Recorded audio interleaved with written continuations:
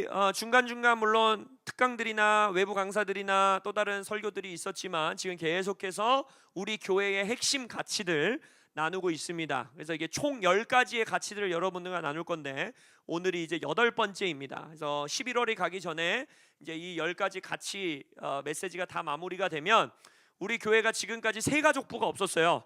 막 이렇게 오시고 저렇게 오시고 이때 오시고 저때 오시고 하면서 세가족 교육이 한 번도 없었는데 여러분 다 같이 세가족 교육 한 번 받으신 겁니다. 할렐루야.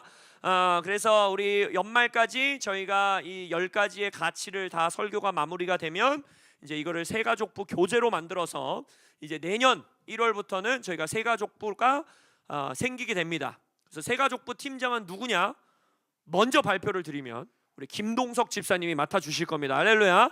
그래서 우리 김동석 집사님이 모든 걸 다 하시는 건 아니고요. 그래서 팀장 역할을 해주시면서 우리 함께 저와 함께 또 강의로 섬겨주실 분들도 있고, 그리고 이렇게 웰컴 팀으로 섬겨주실 분들도 있고, 미리 힌트를 드리면 우리 이진양 준비하세요. 그리고 우리 이제 여러 가지 또 섬겨셔야 될 분들도 있고, 그래서 그러한 팀들은 나중에 꾸리도록 하겠습니다. 그래서 우리 연말까지 이 교재도 잘 준비될 수 있도록 함께 우리 지한 간사님 응원해 주세요.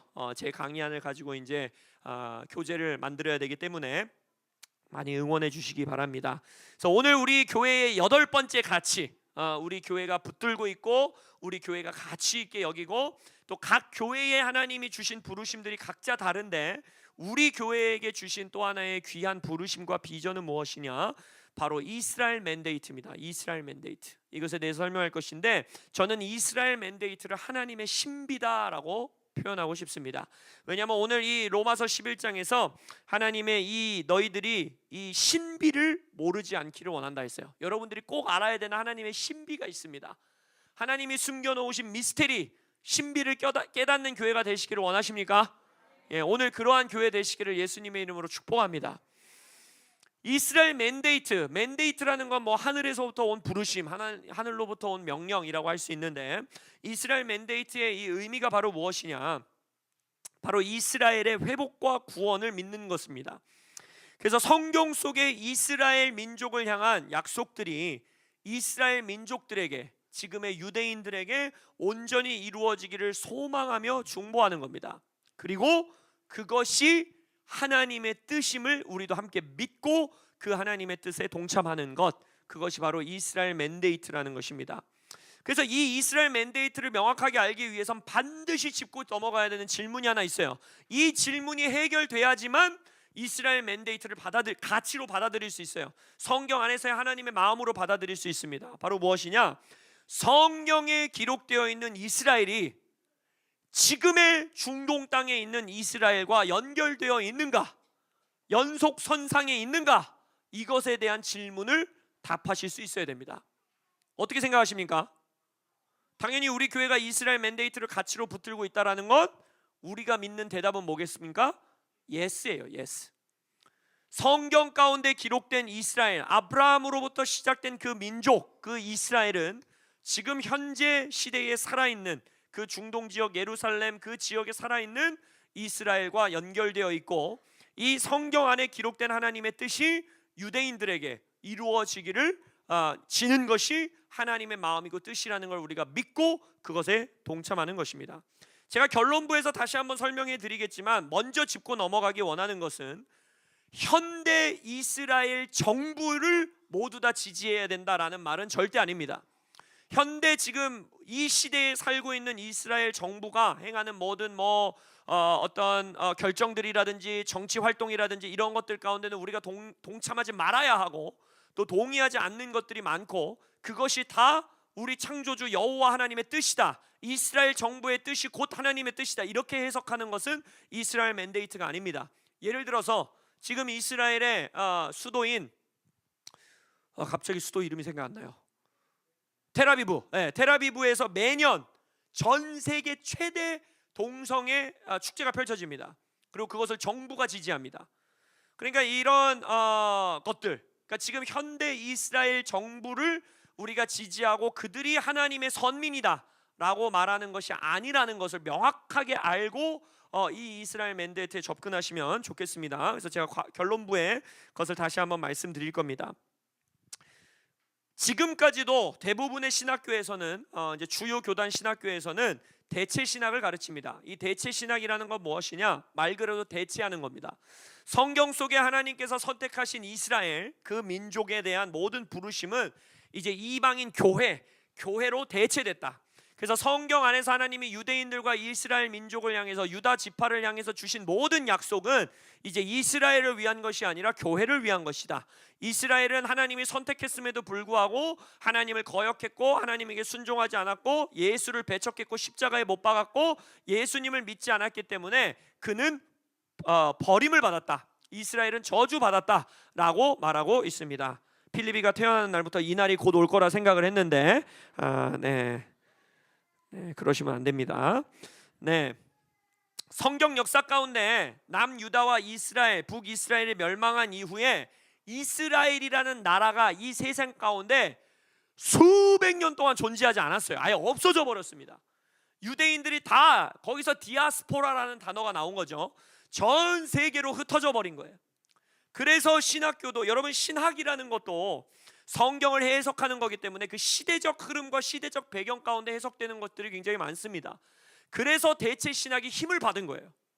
야, 이거 봐라, 유대인들 저주받아가지고 하나님에게 심판받아가지고 아이 지들 국가도 잃어버리고 나라도 잃어버리고 하나님의 저주 아래 있는 민족이다. 그래서 이 이스라엘은 교회로 대체됐다. 이제 성경 안에서 이스라엘이라고 말하는 것은 다 우리 얘기다 라고 신학이 발전되기 시작한 것입니다. 그러나 이제 이 대체 신학을 믿고 있었던 신학자들에게 마치 머리를 한 대 망치로 땅 때려 맞은 듯한 역사적 말도 안 되는 사건이 대한민국 건국 3개월 전에 생겨버립니다. 이거는 완전 여담인데 이 대한민국과 이스라엘의 민족의 역사를 쫙 보면요 굉장히 유사한 부분이 많아요. 그래서 이 동방의 예루살렘 하면서 막 우리 평양이 되기도 했고, 그래서 우리 한민족은 위대한 민족입니다. 할렐루야. 이건 괜히 국뽕으로 말씀드리는 게 아니라 정말 이 평행 이론들이 굉장히 많아요. 그래서 이 나라의 구원을 위해 화살을 6번씩 내리치셔야 됩니다. 할렐루야. 그것은 여담이고, 아무튼 대한민국 건국 3개월 전 1948년에 이스라엘이라는 없던 나라가 갑자기 기적적으로 회복이 돼버립니다. 이 역사를 다 이야기하기에는 뭐 오늘 한 번의 설교 다 해도 모자르기 때문에 디테일한 건 꼭 여러분들, 특히 유스들, 청년들 인터넷에서 이거 찾아보셔야 돼요. 없던 이스라엘이 지금 우리가 알고 있는 이스라엘로 어떻게 생겨났는가?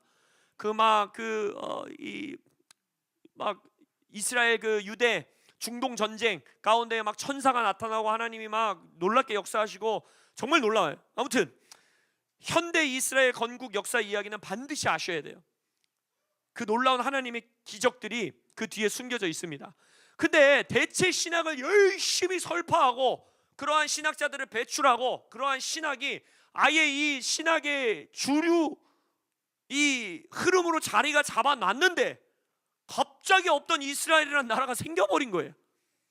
그러니까 이 신학교에서 이거 어떡하지? 그러면서 이제 뭐라고 신학을 이제 수정하였느냐? 지금 현대 이스라엘은 이 성경 속에 나와 있는 이스라엘과 연속선상에 있지 않다. 지금 현대 이스라엘은 하나님이 아브라함부터 시작하신 그 이스라엘과는 다른 나라이다 라고 말하면서 그것들을 수정해 나가고 있습니다. 그러나 이제는 굉장히 많은 주요 교단들과 네트워크와 운동들 안에서 이 대체 신학이 잘못됐음을 인정하고 대체 신학은 이미 균열이 갔다라는 것을 인정하고 다시금 성경 속에서 이스라엘을 향한 하나님의 마음이 무엇인지를 연구하고 찾고 기도하면서 그것들을 나누는 그룹들과 하나님의 백성들이 굉장히 많이 일어나고 있습니다.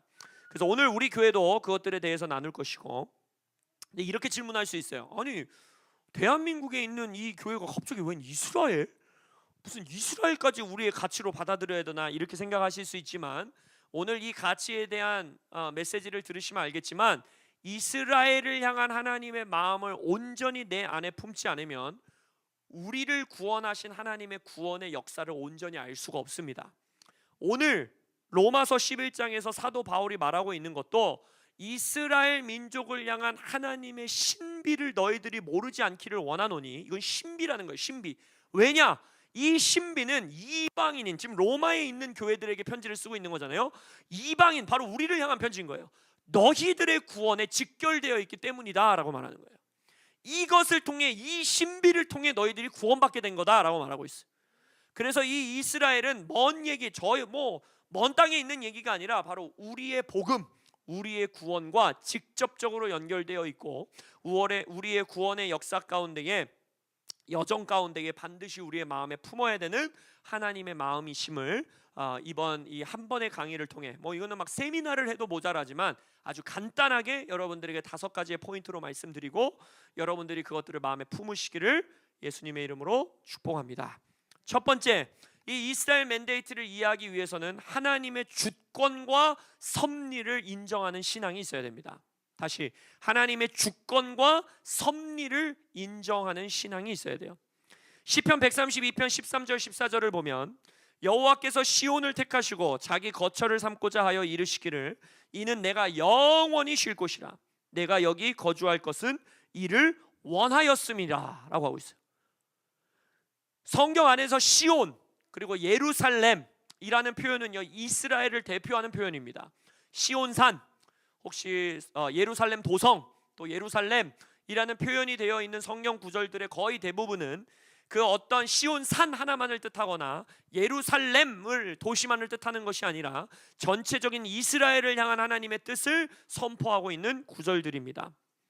이 시편 말씀을 보면 뭐라고 합니까? 하나님께서 시온, 예루살렘, 하나님의 이스라엘을 택하시고 거기에 본인의 거처를 삼으셨다는 거예요. 본인이 거기 거하시겠다는 거예요. 그리고 영원히 그곳에서 서서 통치하시겠다는 거예요. 나중에 예수님의 재림에 대한 여러분들이 성경 구절들을 찾아보시면 알겠지만, 예수님이 재림에서 어디로 오시냐? 예루살렘으로 오십니다. 그곳에서부터 이제 새하늘과 새 땅을 영원히 통치하시는 예수님의 보좌와 왕권이 거기에 세워집니다. 내가 여기 거주할 건데 하나님이 뭐라고 합니까? 이는 내가 원하기 때문이야 라고 말해요. 내가 원해 라고 하나님이 말씀하고 계시다라는 것입니다. 우리는 이 이스라엘 이야기, 혹시 대체 신학을 외치시는 분들에게 있어서는 선민사상이라는 단어를 굉장히 부정적으로 사용하면서 이스라엘이라는 민족이 선택받았다, 주님께서 강권적으로 선택하셨다라는 사실을 받아들이기를 굉장히 불편해하고 힘들어합니다. 이스라엘이 뭔데 왜 이스라엘만 선택해? 한국은, 미국은, 다른 나라는 하나님은 다 공평하게 선택하시고 공평하게 사랑하시는 거지 왜 이스라엘만 따로 선택하셔서 내가 거기에 거처를 삼는다고 해? 라고 불편하게 생각하는 마음들이 생겨요. 그렇게 신앙생활을 하기 시작하다 보면 이런 질문들이 생겨요. 왜 가인이 뭘 잘못했지? 왜 가인의 예배를 안 받으시지? 그리고 에서가 뱃속에서 뭘 잘못했다고? 에서가 얼마나 불쌍해. 걔는 태어나기 전에 아무 죄도 안 졌는데 저 아주 악랄하고 치사하고 맨날 거짓말을 아주 밥 먹듯이 하는 야곱 같은 동생을 하나 만나가지고, 아이고 하나님은 왜 굳이 건장하고 힘있고 아빠도 사랑하고 그런 에서를 택하지 왜 야곱을 택해가지고, 이런 생각을 받게 되는 거예요. 이런 분들의 이 핵심, 이 마음에 뭐가 있냐면, 내가 구원받았다라는 이 은혜의 선물을 받았음에도 불구하고 내 마음속에 뭐가 있어요? 불공평하다라는 생각이 있는 거예요. 하나님은 공평하지 못해. 혹은 내가 가인이면 어떡하지? 내가 에서면 어떡하지? 내가 버림받으면 어떡하지? 라는 이 구원의 확신이 없는 두려움. 결국 이 뿌리에는 뭐가 있느냐? 선악과가 있는 겁니다. 하나님의 주권이 불편한 거예요.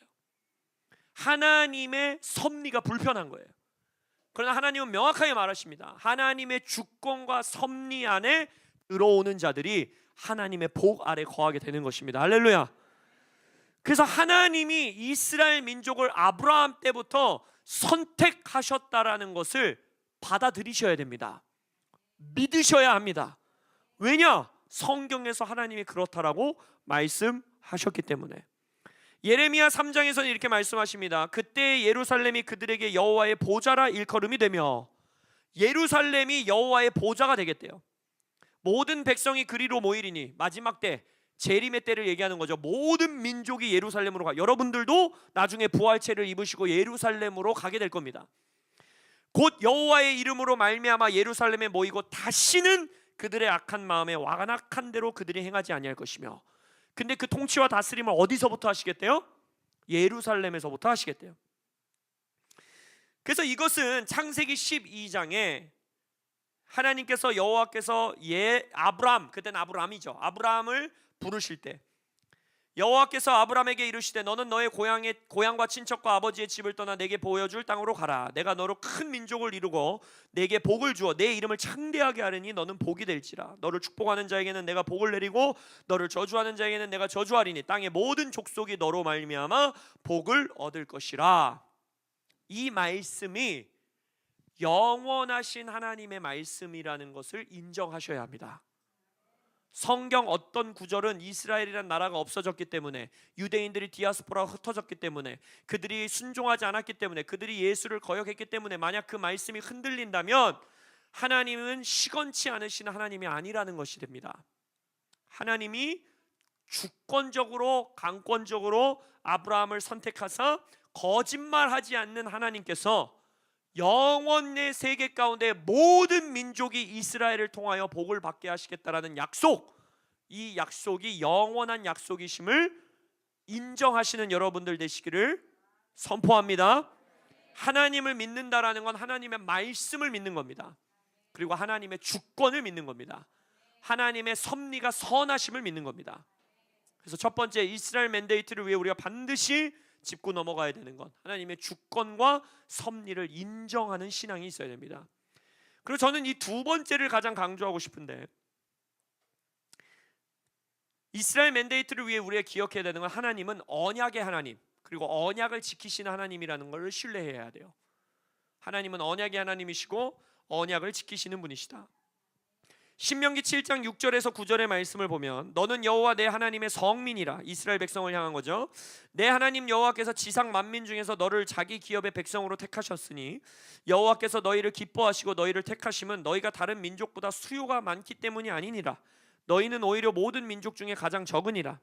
여호와께서 다만 너희를 사랑하심으로 말미암아 또는 너희의 조상들에게 하신 맹세를 지키려 하심으로 말미암아 너희를 그종되었던 집에서 애굽 왕 바로의 손에서 속량하셨나니 그런즉 너는 알라 오직 내 하나님 여호와는 하나님이시요 신실하신 하나님이시라.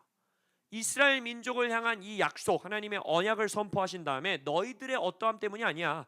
이 선민 사상이 우리에게 왜 불편하느냐? 이스라엘 민족 성경에 보면 맨날 하나님 말 안 듣고 맨날 하나님 테스트하고 하나님을 막 거역하고 예수님까지 십자가에 못 박고 이런 백성이 어떻게 선택받습니까? 라고 했을 때 하나님의 답이에요. 너희들의 어떠함 때문에 선택한 게 아니다. 내가 너를 사랑하기 때문에. 할렐루야. 그리고 내가 맺은 내 언약을 내가 지키기 위하여. 할렐루야. 내가 너희들을 택하였다. 나는 신실한 하나님이다 라고 해요. 자, 우리가 이스라엘에 대해서만 항상 이런 어떤 부정적인 생각을 갖는데 이걸 한번 뒤바꿔 봅시다. 이게 우리의 구원 아닙니까? 이게 우리의 구원 아니에요? 우리가 우리의 어떠함으로 구원받았습니까? 우리는 이스라엘 민족만큼 반역을 덜 했나요? 하나님을 거역을 덜 했나요? 여러분들은 예수님을 십자가에 못 박지 않았나요? 우리가 이스라엘 민족이랑 똑같은 민족입니다. 근데 우리를 왜 구원해 주셨습니까? 하나님이 이 세상을 이처럼 사랑하사. 너희가 하나님을 사랑하기 전에 God first loved you. 먼저 하나님께서 너희를 사랑하셨으니. 할렐루야.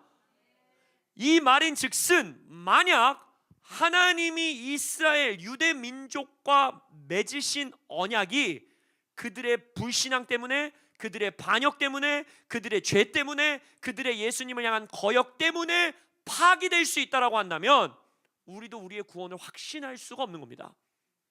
바로 율법주의로 돌아서는 거예요. 그렇기 때문에 이스라엘 맨데이트는 우리의 구원과 직결되어 있는 것입니다. 하나님 이스라엘을 향한 약속을 끝까지 지켜주십시오. 하나님 유대인들을 향한 하나님의 언약을 반드시 성취해 주십시오. 이 기도를 왜 해야 되느냐? 그것이 우리의 구원의 근간이 되기 때문입니다. 선택하신 자들을 그들의 어떠함에 상관없이 오직 하나님의 은혜와 언약을 지키시는 하나님의 신실하심 때문에 예수 오시는 그날까지 끝까지 끝까지 견인하시는 하나님의 신실하심, 그것이 유대 민족을 통하여 증명되어야 합니다. 할렐루야. 그리고 하나님은 증명하실 겁니다.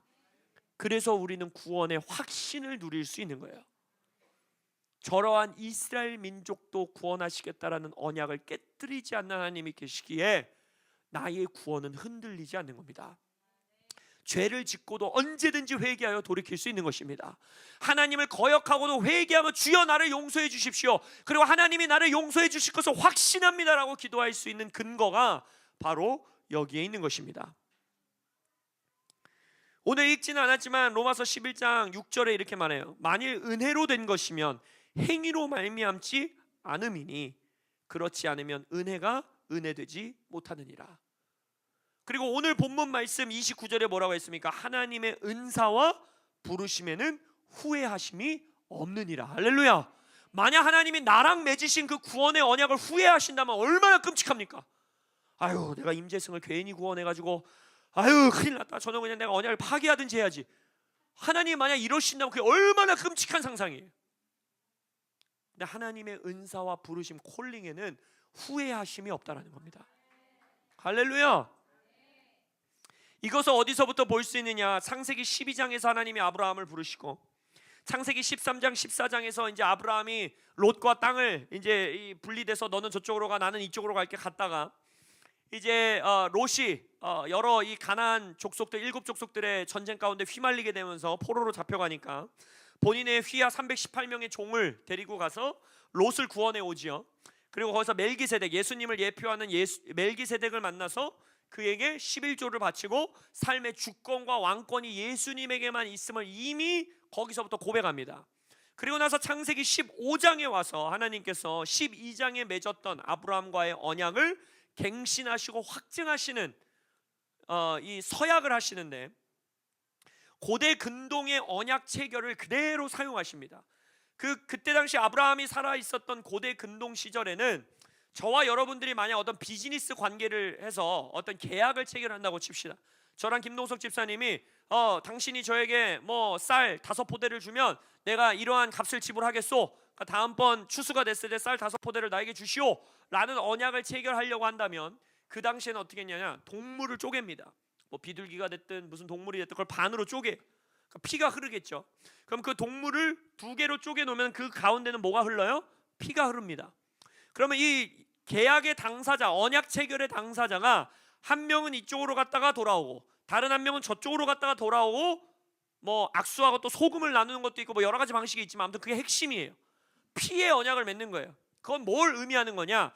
너가 이쪽으로 왔다 가는 거니까 당신이 나에게 이행해야 되는 이 언약의 사항들을 이행하지 않으면 뭐라는 의미예요? 당신은 죽는다. 고대 근동은 계약이 굉장히 빡셌어요. 내 목숨을 걸고 계약하는 겁니다. 그럼 죽는다라는 뜻이에요. 근데 하나님이 그 픽처를 그대로 사용하십니다. 하나님께서 동물을 쪼개시고, 그죠? 아브라함과 이제 언약을 체결하시는데 여기서 중요한 포인트가 하나 있어요. 아브라함이 어떻게 됩니까? 깊은 잠에 빠집니다. 하나님이 그를 잠재워 버리세요. 수면제를, 하늘의 수면제를 먹여 버리십니다. 그리고 여호와의 불이 그 동물 사이를 지나갔다 왔다 하십니다. 혹시 이거 뭔 말일까요? 아브라함을 향한 말씀은 너는 이 언약을 지킬 힘이 없다는 거예요. 넌 반드시 이 언약을 파기한다. 넌 반드시 이 언약을 깨뜨릴 것이다. 그러나 너의 어떠함에 상관없이 내가 이 언약을 반드시 이행하고 성취하겠다. 할렐루야. 이것이 하나님의 구원의 은혜인 것입니다. 할렐루야. 이걸 믿음으로 받는 자가 이 언약의 수혜자가 되는 거예요. 할렐루야. 우리는 이 언약을 내가 내 힘으로 이행하는 것을 통해 구원을 받는 것이 아니라 하나님이 홀로 이 언약을 이루셨다는, 이 피는 또 뭘 상징하는 거예요? 결국 동물의 피는 예수를 상징하는 거잖아요. 예수의 오직 보혈로만 이 구원은 완성될 것이다 라는 것을 믿습니다 하는 자는 이 언약의 수혜자가 되는 거예요. 그렇기 때문에 이 언약, 이스라엘 민족 아브라함과 맺었던 언약은 절대 무너지지 않습니다. 그것을 믿고 그 언약을 성취하실 하나님께 기도하는 자, 그것이 바로 이스라엘 맨데이트를 꿈꾸는 자들이고 가치 있게 여기는 자들이에요. 근데 여기서 오해하지 말으셔야 되는 것은 그렇다고 해서 징계와 죄의 다루심이 없다라는 건 아닙니다. 이스라엘 민족의 역사를 보세요. 구약 성경을 보십시오. 그 죄를 다루시는 여정 아닙니까? 그들을 이방 민족에게 적군에게 넘기시기도 하고 그들의 우상 숭배로 인하여서 그들의 전염병이 돌기도 하고 결국에는 그들이 포로 생활을 하게 되고, 우리도 그렇잖아요. 하나님께서 우리를 구원하셨다고 해서 우리의 죄에 대한 다루심이 없는 건 아닙니다. 예수님께서 다 이루어 놓으신 그것 가운데 우리를 회개의 자리로 이끄시기 위하여 하나님께서 사랑하는 아들을 히브리서에서 뭐라고 합니까? 징계하신다고 하죠. 꾸짖으신다고 하죠. 징계함이 없는 아들은 사생아라고 하죠. 그러니까 하나님의 징계와 꾸짖음이 없다라는 게 아니에요. 무슨 유대인들은 뭘 해도 다 된다 이런 말을 하고 있는 게 아닙니다. 유대인들도 결국에 예수를 믿어야지만 구원됩니다. 할렐루야. 이들은 예수 믿지 않으면 구원받고 이런 선택받은 민족이란 뜻이 아니에요. 그러나 하나님이 이스라엘이라는 민족을 반드시 구원하시겠다라는 약속을 우리가 믿는 겁니다. 왜냐, 오늘 본문에서도 뭐라고 말했습니까? 온 이스라엘이 구원을 받으리라. 할렐루야. 이 언약을 성취하시기를 우리가 위에 중보할 때 나의 구원을 성취하시는 하나님을 신뢰하게 되는 것입니다. 근데 이 징계와 죄를 다루심을 통해서도 하나님은 합력하여 선을 이루시는 놀라운 신비를 이루어내시는데, 바로 그것이 세 번째 포인트입니다. 제가 가장 흥분되는 포인트인데, 이스라엘 맨데이트가 우리에게 왜 중요한 가치이냐? 이것은 하나님의 신비로운 인류의 구원 계획이기 때문입니다. 하나님의 신비로운 인류 구원 계획이기 때문입니다. 나중에 여러분들이 시간 되시면 로마서 9장, 10장, 11장, 90, 11장을 읽어보셔야 돼요. 이게 이제 이스라엘 맨데이트에 대한 하나님의 가장 디테일하게 기록해 놓으신 성경 구절인데, 심지어 사도 바울은 뭐라고 합니까? 하나님의 이 약속, 유대인들을 구원하시겠다라는 약속이 이루어질 수 있다면, 내 형제들이 지금 다 예수를 믿고 구원받을 수 있다면 뭐라고 합니까? 내가 지옥에 가게 된다 할지라도 그것을 하나님께 이루어 주기를 간구하겠다라는 극단적인 표현을 해요. 그만큼 바울은 하나님의 유대인들을 향한, 자신의 형제들을 향한 그 뜨거운 마음을 깨달았다라는 거예요. 물론 그가 이스라엘 민족이었기 때문에 더 열정을 품었을 수도 있지만, 그자가 얼마나 하나님의 마음에 헌신되어 있는 자였느냐. 이는 유대인을 향한 그러한 마음이 있음에도 불구하고 하나님이 어디로 보냈어요? 이방인들을 향해 보냈죠. 이방인의 사도가 되어라. 근데 그 이유가 이 로마서 11장의 신비로운 인류 계획으로 풀어지는 거예요. 오늘 우리가 11장을 다 읽지는 않았지만 제가 몇 구절 여러분들에게 읽어드리면, 11장 8절에 보면 기록된 바 하나님이 오늘까지 그들에게 혼미한 심령과 보지 못할 눈과 듣지 못할 귀를 주셨다. 이스라엘 민족에 관한 이야기입니다.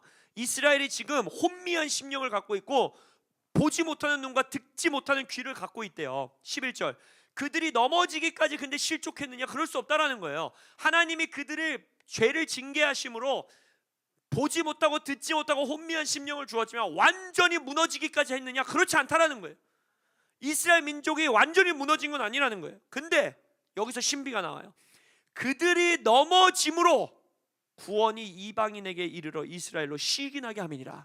우리가 구원받을 수 있었던 이유가 뭔지 아세요, 여러분? 여러분들이 예수 믿고 구원받을 수 있는 이유가 뭔지 아세요? 유대인들이 죄의 징계 아래 있었기 때문입니다. 그들이 그들의 메시아를 거절했기 때문입니다. 그러지 않았다면 우리는 구원받을 수 없었다는 거예요. 그게 하나님의 구원의 신비예요. 이스라엘에서 예수님을 거절함으로써, 그들의 눈과 귀가 가려짐으로써 복음이 열방으로 퍼져나간 것입니다. 할렐루야. 그 중에 하나가 바울이고, 1세기 때서부터 온 아시아를 향하여 주님의 말씀이 퍼져나가고, 할렐루야. 형제들아, 너희가 스스로 지혜 있다면서 이 신비를 너희가 모르기를 내가 원하지 아니하노니. 오늘 본문이죠.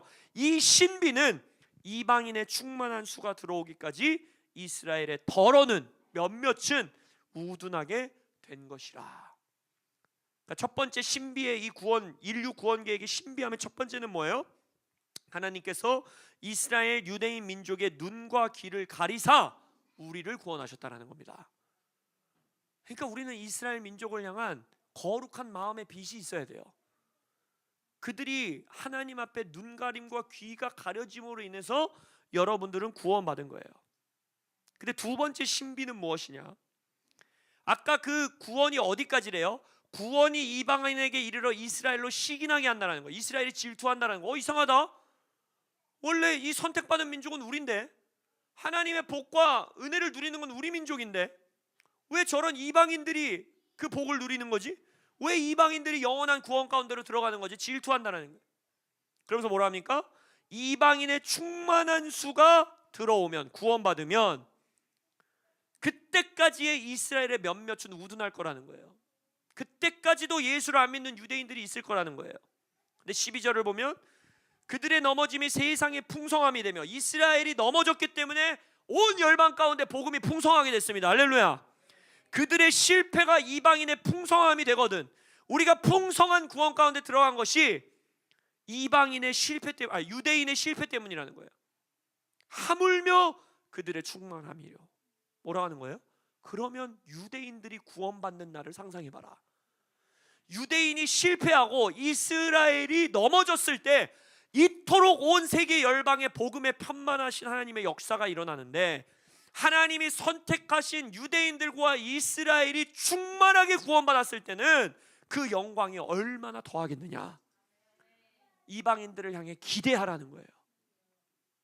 그러면서 그리하여 온 이스라엘이 구원을 받으리라 기록된 바, 구원자가 시온에서 오사 야곱에서 경건하지 않은 것들을 돌이키시겠고 내가 그들의 죄를 없이 할 때에 그들에게 이루어질 내 언약이 이것이라 함과 같으니라. 아까 앞구절에서 말한 것처럼 지금 우리가 살아가고 있는 시대가 이방인이 충만한 수가 이르도록 하는 시대입니다. 우리가 이 이스라엘의 맨데이트를 위해, 이스라엘을 축복하고 이스라엘을 위해 중보하는 아주 확실하고 중요한 성경적인 방법이 뭔지 아세요? 이방인 교회인 우리에게 충만한 수가 임하기까지 복음을 전하는 겁니다. 여기서의 충만한 수는 단순히 이 사람 숫자 구원만을 말하는 것이 아니라 하나님의 충만하심, 그의 은사, 그의 능력, 그의 회복, 그의 은혜, 그의 자비, 그의 용서하심, 그의 역사하심이 이방 세계 안에서 충만하게 일어나도록 우리는 사역하고 복음 전하고 기도하고 역사하고 우리가 함께 살아가는 것, 그것이 결국 어디로 이끌어간다라는 거예요? 그것이 완성됐을 때 하나님이 온 이스라엘을 구원하시겠다라는 것입니다.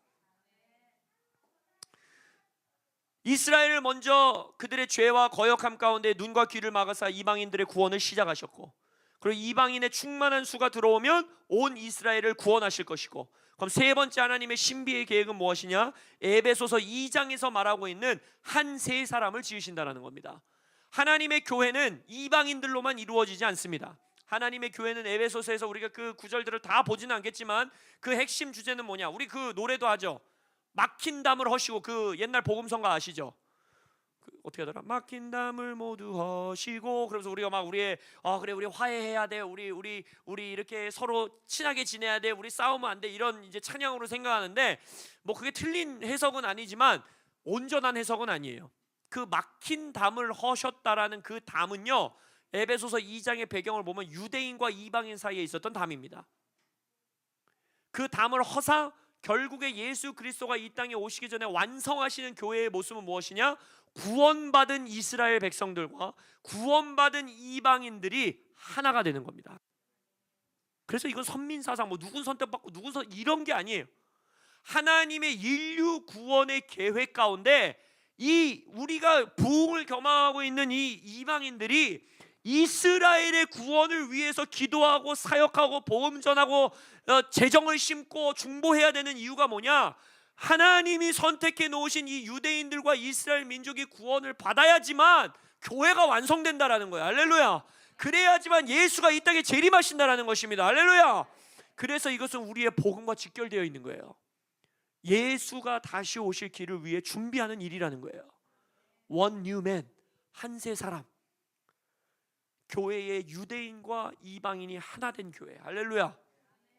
그것이 하나님의 계획이에요. 그래서 우리는 유대인의 구원을 위해서 기도해야 하고 복음을 전해야 하는 것입니다. 로마서 10장에 여러분들 이 말씀 잘 알죠? 아름답도다 좋은 소식을 전하는 자들의 발이여 함과 같으니라. 그거 알죠? 구원을 전하는 발들이 아름답다. 그 구절 아시죠? 그래서 우리가 이 구절 가지고 막 그래 우리 복음을 전하러 가야 돼. 오늘 우리 아침에 오전에 우리 청년들 또 우리 지영 집사님과 함께 막 길거리에서 피켓도 들고 예수님 복음 전하고 이런 일들 해야 돼. 그 발은 참 아름다운 발이야. 이렇게 이 성경 구절 해석하시죠? 뭐 그것도 절대 틀린 해석은 아닙니다. 근데 문맥은 그 이야기를 하고 있는 게 아니에요. 이 문맥은 로마서 10장에 나오는 거거든요. 유대인들을 향해 복음을 전하라는 거예요. 유대인들을 향해서 이스라엘 민족을 향해 복음을 전해야 된다는 거예요. 그렇다고 이방인들에게 전하는데 이 구절 못 사용한다 이거 말씀드리는 게 아닙니다. 전체 문맥이 그렇다라는 거예요. 로마서 10장에 보면 유대인이나 헬라인이나 차별이 없습니다. 한 분이신 주께서 모든 사람의 주가 되사 그를 부르는 모든 사람에게 부요하시도다. 누구든지 주의 이름을 부르는 자는 구원을 받으리라. 그런즉 그들이 믿지 아니하는 이를 어찌 부르리요 듣지도 못한 이를 어찌 믿으리요 전파하는 자가 없이 어찌 들으리요 보내심을 받지 아니하면 어찌 전파하리요 기록된 바 아름답도다 좋은 소식을 전하는 자들의 발이요 함과 같으니라. 여기서 뭘 말하는 거냐면 이 유대인들이 우둔하게 됨으로써 하나님이 눈과 귀를 막으면서 너희들에겐 복음이 전파되지 않았느냐, 이방인들아 헬라인들아 너희들은 복음 믿고 예수를 믿지 않았느냐, 근데 너희들도 똑같지 않느냐, 주의 이름을 부르지 못하면 구원을 못 받는데 주의 이름을 듣지 못하면 또 못 부르지 않냐, 근데 주의 이름을 전파하는 자가 없으면 못 듣지 않냐, 보내심 받은 자가 없으면 전파하는 자가 없지 않냐, 똑같이 이스라엘 민족에게 나아가라 하는 거예요. 유대인들에게 나아가라. 그래서 그들이 구원받게 하라. 그 말씀을 말하고 있는 거예요. 그러니까 이스라엘 맨데이트의 세 번째 아주 중요한 핵심, 이 두 번째 세 번째만 알아도 이스라엘 맨데이트를 다 아는 것과 거의 뭐 별반 다를 게 없어요. 이스라엘을 향한 구원이 무너지면 내 구원도 흔들리는구나. 두 번째 포인트. 그렇기 때문에 이스라엘 구원하시길 내가 하나님 앞에 말씀을 올려드리며 기도해야 되겠구나. 그리고 세 번째, 이것은 하나님의 신비로운 인류 구원 계획이구나. 하나님 이 구원 계획을 완성하십시오 라고 우리가 중보해야겠구나. 하늘에서 이루어진 아버지의 뜻이 이스라엘과 전 세계에 흩어져 있는 디아스포라 유대인들에게 성취되게 하여 주시옵소서. 할렐루야. 네 번째, 왜 이스라엘 맨데이트가 중요하느냐? 열방을 향한 마지막 때의 심판의 기준이 이스라엘이기 때문입니다. 다시, 열방을 향한 마지막 때의 심판의 기준이 이스라엘이기 때문입니다. 물론 우리 각 개인의 죄, 예수를 믿지 않은 자들, 그들에게 심판 보좌 앞에서 그들의 개인의 구원에 있어서는 그들의 죄로 인하여, 그들의 거역함으로 인하여 심판이 내려집니다. 그러나 열방과 민족을 향한 심판의 잣대 중에 성경 안에서 보여주는 아주 중요한 잣대가 무엇이냐? 바로 이스라엘입니다. 스가랴서 12장 3절에서 9절을 보면 그날에는 내가 예루살렘을 모든 민족에게 무거운 돌이 되게 하리니, 예루살렘, 이스라엘이 모든 민족에게 잣대가 된다는 거예요. 무거운 돌이 된다는 거예요. 그것을 드는 모든 자는 크게 상할 것이라. 천하 만국이 그것을 치려고 모이리라. 예루살렘을 치러 오는 이방 나라들을 그날에 내가 멸하기를 힘쓰겠다라고 말합니다. 하나님이 힘쓰시겠대요. 이스라엘을 치는 자들, 이스라엘을 거역하는 자들, 이스라엘을 대적하는 자들은 하나님께서 심판하시는 기준이 된다는 겁니다. 요엘서 3장에 보면 내가 만국을 모아 데리고 여호사밧 골짜기에 내려가서 내 백성 곧 내 기업인 이스라엘을 위하여 거기에서 그들을 신문하리니 이는 그들이 이스라엘을 나라들 가운데서 흩어버리고 나의 땅을 나누었음이며. 지금 이거 아닙니까? 이스라엘 민족을 나라 가운데 흩어버렸죠. 디아스포라가 되었죠. 나의 땅을 나누어 버렸죠. 그 중동 땅에 수백 년 동안 이스라엘 땅이 없었습니다. 근데 하나님 뭐라고 합니까? 마지막 때에 이스라엘을 위하여 열방을 신문하시고 심판하시는 시간이 오겠다라는 거예요. 그렇기 때문에 우리가 이스라엘 맨데이트, 이스라엘을 향한 하나님의 마음을 왜 우리의 가치로 받아들여야 되느냐? 마지막 때에 예수님께서 열방을 심판하시는 기준 중 아주 중요한 것 하나가 이스라엘과 예루살렘을 향한 열방의 태도이기 때문입니다. 그래서 우리나라가 이번 UN 결의안에서 이스라엘을 반대하는, 이스라엘을 지지하지 않는 결의안을 찬성했다라는 건 우리는 정말 회개해야 됩니다. 국가적 차원의 회개를 해야 돼요. 정말 몇 되지 않는 나라들만이 그 땅을 이스라엘의 땅으로 인정하는, 미국을 포함한 몇몇의 나라들만이 그것을 동의했어요. 심지어 영국도 이번에는 거기서 빠졌습니다. 근데 대한민국이 거기에 들어갔어요. 이번에 뉴욕에 정말 정부 지도자들이 가서 거기서 이스라엘의 땅을 팔레스타인에게 중동 국가들에게 나누는 그 결의안에 대한민국이 찬성하는 사인을 했습니다. 여러분 이것을 정말 우리가 회개해야 돼요. 교회가 회개해야 됩니다. 할렐루야.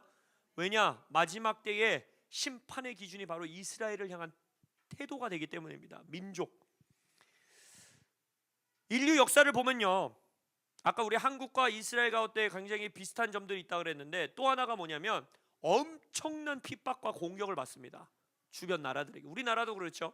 중국, 일본, 러시아, 정말 우리나라의 이 한반도 역사를 보면 그냥 침략의 역사지 않습니까?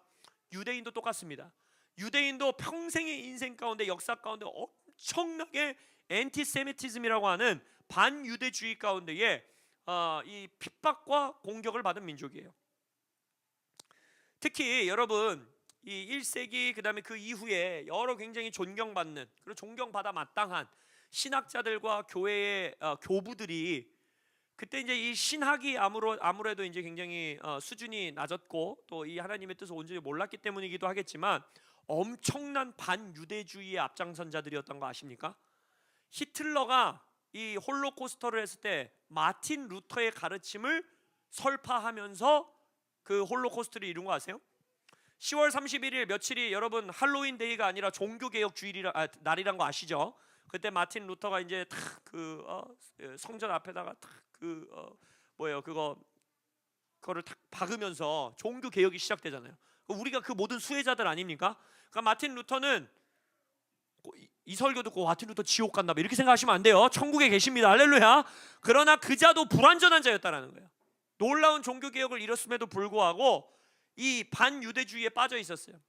성 어거스틴, 우리가 이 교부로 굉장히 존중하는 자인데 이렇게 말했습니다. 유대인의 고통은 하나님께서 정하신 뜻이다. 유대인들은 저주받았고 기독교인들은 복받았다 라고 말했어요. 근데 그의 가르침이었어요. 마틴 루터는 뭐라고 했냐면 저주받은 유대인들에게 크리스찬들이 어떻게 해야 하는가? 그들의 학교와 회당에 불을 질러라. 이거 마틴 루터가 직접 한 얘기입니다. 자신의 논문에 나와 있는 거예요. 그들의 집을 파괴하라. 그들의 기도문과 탈무드 글은 우상 숭배며 저주이니 빼앗아라. 그리고 그 책과 기도문을 가지고 있는 랍비들은 잡아 죽여라 라고 말했어요. 이게 마틴 루터의 가르침입니다. 그러니까 이때 당시에는 유대인들은 버림받았다. 이제는 교회가 이 대체 신앙이 여기 이렇게 시작되는 거예요. 교회다라고 했기 때문에 이 저주받은 민족은 죽여야 된다. 그러니까 히틀러가 채택할 만하죠 이거를. 그리고 나서 1347년에 있었던 흑사병, 유럽 인구의 3분의 1이 죽었죠. 그때 지목됐던 사람이 누군지 아세요? 그때 당시에는 이제 유럽에는 크리스천 국가들이 많았기 때문에 유대인이 하나님의 저주를 받아서 이 병이 생겼다. 그래서 크리스천들이 앞장서서 수천 명의 유대인들을 살해합니다. 그리고 러시안 유대인 학살이 있었는데 1881년도에 수천 명의 러시안계 유대인들을 크리스천들이 앞장서서 살해했습니다. 왜? 저주받은 자들이기 때문에. 그리고 무엇보다도 히틀러 아래서 있었던 홀로코스트 600만 명의 유대인들이 학살당했어요. 히틀러는 이때 당시 하나님의 이름으로 내가 이 일을 행한다고 했고 실제적으로 독일의 반유대주의 크리스천들이 이것에 동조했습니다. 여러분들이 역사를 읽어보면 히틀러 옆에 목사들이 있었어요. 그리고 이것은 옳은 선택이다라고 지지해 주었습니다. 물론 정치적인 두려움 때문에 그런 것들을 지지한 목회자들도 있었겠지만 실제적으로 그들의 신념 체계 가운데에 마틴 루터와 같이 유대인들은 저주받은 민족이고 사라져야 되는 족속이다라는 신학이 있었기 때문에 그들은 하나님의 뜻을 행한다고 하면서 유대인들을 학살하고 살해해버리는 그러한 일들을 행했다라는 거예요. 그리고 지금 현대 사회까지 넘어와서 중동 여러 나라들의 극단주의 이슬람들은 지금까지도 그들의 목표가 뭡니까? 그들의 경전에 쓰여져 있는 게 뭐예요? 유대인들을 몰살하는 것이 그들의 목표입니다.